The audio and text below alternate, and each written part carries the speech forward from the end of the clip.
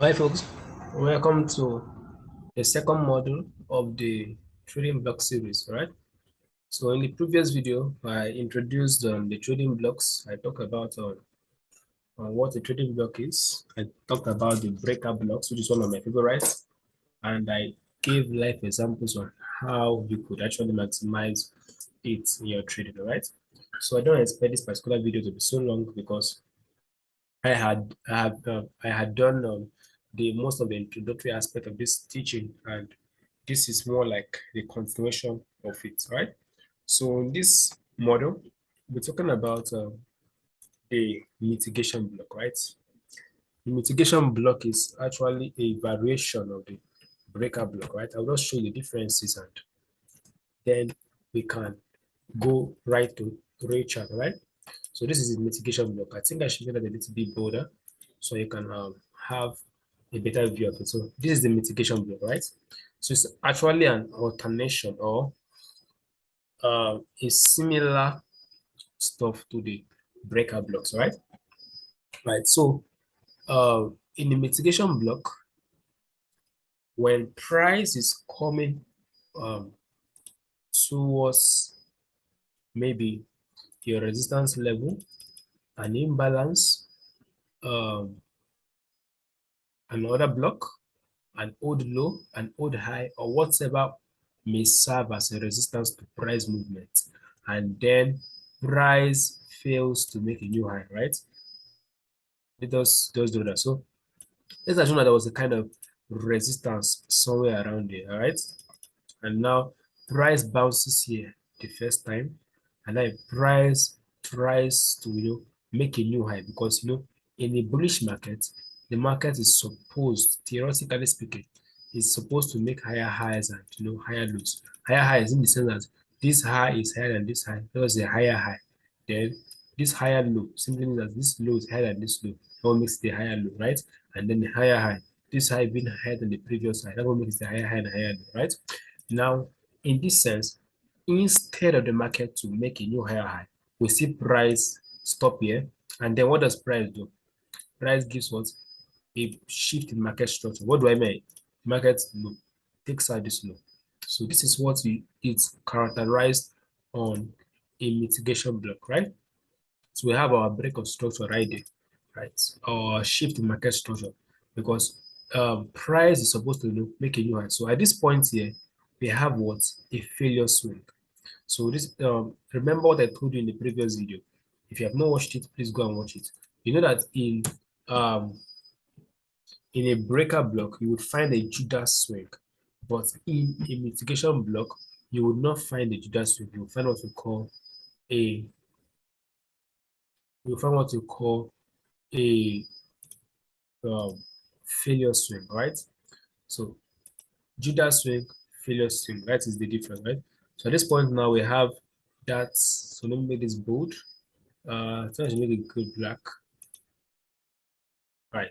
So now the market being unable to make a new high is what we call a failure swing, right? So right here we have what? That failure swing, right?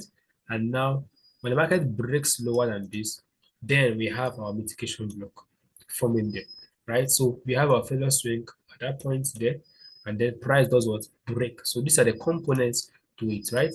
You want to see a kind of resistance. These are the things you want to see to validate a mitigation block, right? You want to see kind of resistance, then you want to see that failure swing, right? Just highlight this thing down. Then you want to see that shift in market structure, right? So you want to see these three things forming to give you the idea, that telltale sign that, all right, market may likely be going down. So you want to see that a kind of resistance could be an old low, an old high, an imbalance, a resistance zone, an old weekly high, whatever, right? And then a failure swing, then a shift in market structure. Then you have your breaker. So your breaker block is usually that last down candle, right? Before this rally up and then the break. Now, let me explain the theory or the story behind this. When the market came around there and started rejecting here, some people must have gotten involved here. They were buying, maybe some bought inside here, bought here, maybe anywhere around there, they must have clicked their buy, thinking that price would make a new high, right? So when price comes here and they expect that price should make a new high, and then price goes lower, this buy move, whosoever bought inside there, anywhere inside there, right? So whosoever bought inside that zone, right? Automatically the person is in drawdown, right? So they call this the buyer's remorse. These are buyer's remorse, right? This whole move is the buyer's remorse, and that's what leads to what we call the mitigation block. So in this area, there are buyers, huge funds, huge entities that are buying this market, hoping that okay, after the low, it should make a high, and then the market is unable to do that as they anticipated, right? So in this point here, we have what we call the mitigation block, the buyer's remorse, and then this gives you a good idea. So usually you look at the last down candle, right, before this failure swing and then the break. So now you have your breaker block inside this point here, right? So you have a breaker block inside here, right? So the breaker block is inside that point there, right? And then so now you have a breaker block there. Now, how do you trade it? So when this happens, and now you want to see price come back into that last down candle before this failure swing, and then you're looking at for what? Short opportunities. You're looking at for sell opportunities inside that breaker block to do what? To take price to do what? Take out this low. So you're targeting price to low. Go for this low, right? I hope you got the context of this. You kind of resistance, a failure swing, a shift in market structure, and want to see price come to that break sorry, not breaker block, that mitigation block. And I'm just used to breaker block, sorry. So this is your mitigation block, sorry. So you want to see price come into the mitigation block. So at this point here, this becomes what? Your area of entry. That's mitigation block. And this is mitigation block, that last down move before this rally. I mean, someone actually was trying to buy inside there and the person could not take price higher. So that person's in denial. So when the price comes there, they will want to do what? Get out of their positions, right? Break even, take off their buy positions, because at that point they have endured all this drawdown and then they will not want to know incur another one, because price may likely just keep selling. So they're going to most likely take off their sell position, I mean their buy positions, and then price go lower. All right. Hope you got that. Now, that being said, let us go over to the real chart, right? So now you have gotten the context behind it, and this thing also applies to a bullish scenario, right? So for a bearish scenario, a bullish scenario, right? You have just the opposite, right? You see price coming lower, and then price does what? Fail to make what? A new low, and then after it does that, you see that rally. So this push down, right, in which price could not make a new low, that is your mitigation block, right? So this last up candle that was unable to break lower and then price goes higher, right? That is your mitigation block, and that is where you expect price to bounce off and then continue going higher. So this is the classical support and resistance ideas, but with context, right? I'm not teaching you support and resistance, I'm teaching you the context that sponsors support and resistance, right? So now that being said, let's go to charts. Before I go to charts, I would like to just show you something. Um, if you have not joined our Telegram community, just do well to join. So this is our Telegram community. I'm sharing that in a moment, right? So um, this is it. This is our Telegram community. We have 541, and this is where I'm able to communicate with the family. I'm able to drop what I'm looking at. I'm able to give real-time information. All right, we have live classes sometimes. Okay, so this was an EU trade I called. I explained why I called it trade. And it was a beautiful trade, right? It's beautiful, so beautiful. Look at it. There's an EU trade. Look at the screenshot. I cannot manufacture this. I took the buy off here, and then you can see how price rallied off my entry. This was about how many pips is that? I entered at 956, and this was a beautiful more than 40 pips, right? And then we are making progress in our academy. This week we had a funded trader that you can see we have a lot of uh, polls, a lot of interactive sessions, and all of that, right? I call this trader of 75. It pandas nicely and all of that. So if you want to just join a Telegram community, use the link in the description so you can have access to all this free information. All right. So this is why I called it. I still want to show you something. Okay. All right. Early this week, we had a funded trader with funded next, right? So this is a certificate he sent me the screenshot. Was like, mentor, this is it. So he funded Nest. He actually won, let's say, passed the challenge to trade a $15,000 account, right? So I always encourage prop firm trading, right? I encourage prop firms so much because that is how to scale up your account. So instead of making $10 on your $200 account, you now make considerable amount of profit with one trade, right? The same trade you got $10 off your small account, but when you're using a profit account, you're able to scale up, right? To learn more about profits, just send me a DM, contact me, and then I can put you through, right? So we had an accident. We have several of them, but this is a beautiful and a five-figure account, right? Five-figure in dollars, right? I wish him congrats and I wish to see more of that. So if you want to join our mentorship program, it's not too unaffordable. Price is affordable for whoever wants to join. So this is it. This is most of the package for it. Right? We even had a discount. We teach you forex from scratch. You learn smart money, other stuff you don't know. We teach you risk management. This is all of it. We have live classes every week. So that's the difference between a signal group and a mentorship academy. We teach you consecutive until you become profitable. Then we give you a free course. We have access to community of traders. This is what makes a difference. Some traders, why they struggle is because they don't have support. So we have a support channel, a support group where you can interact, you can mingle with traders like you, can discuss with ideas, and you will grow, right? So back to the chart. So let us look at real examples of mitigation blocks, right? So I think I was looking at one on Bitcoin. So I think I marked out this one, right? So this is Bitcoin. All right. So yeah, this is Bitcoin. Right. So I can even see a breaker here on Bitcoin. So I give it first swing. But that's not the point of interest. So the point of interest is this, right? So look what the market did. Look at this.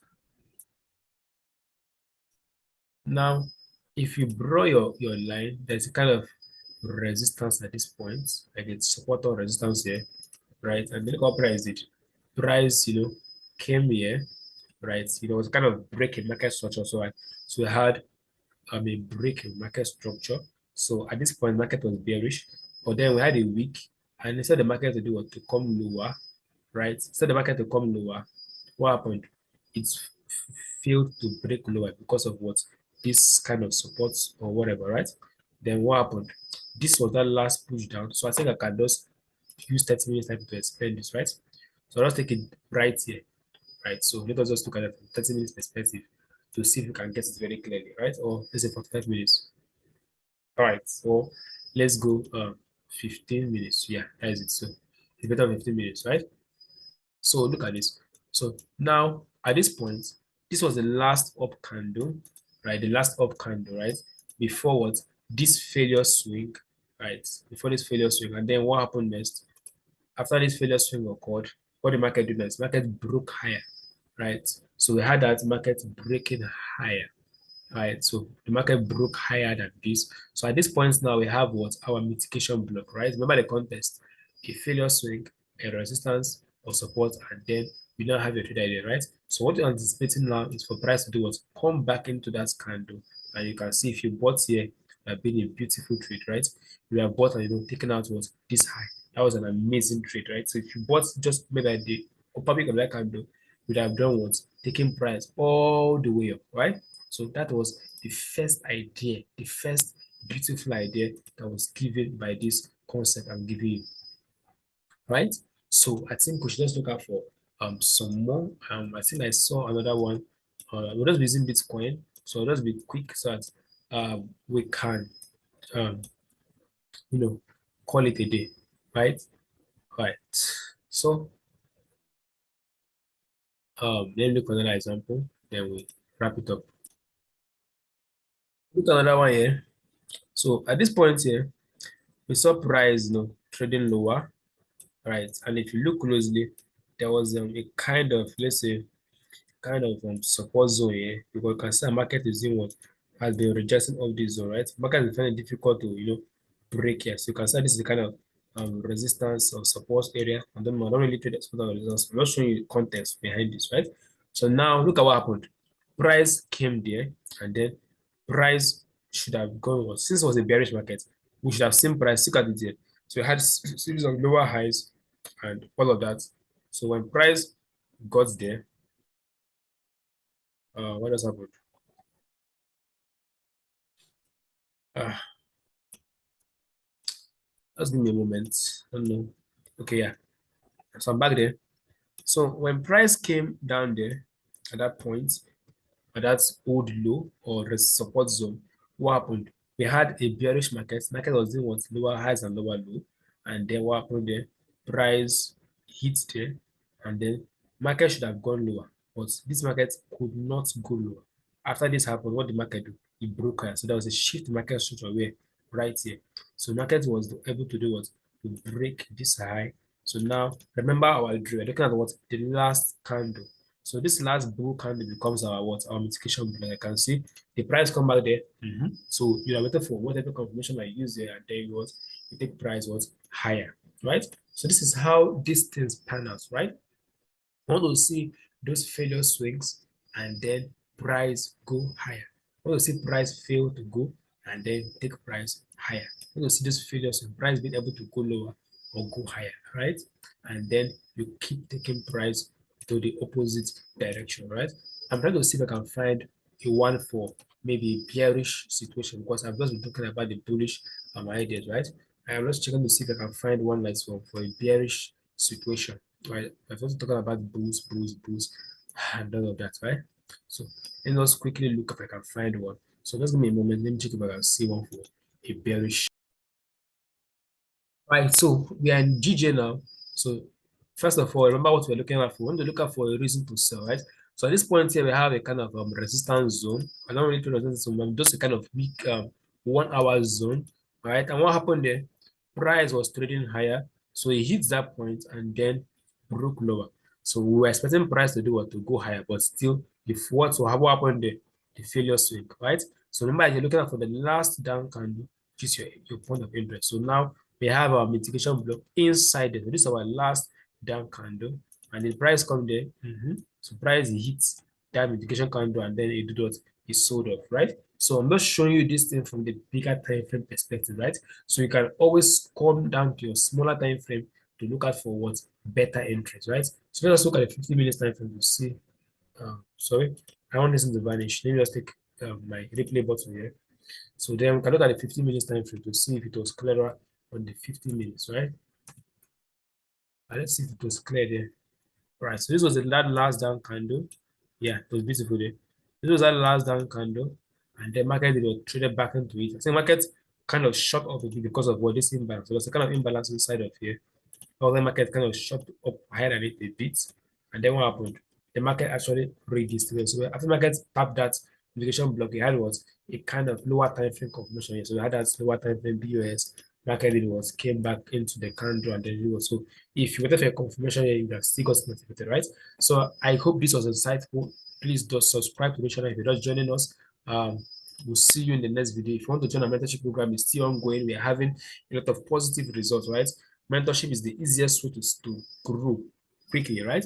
So this will be the end of this video. So until next time, have a wonderful day and be safe.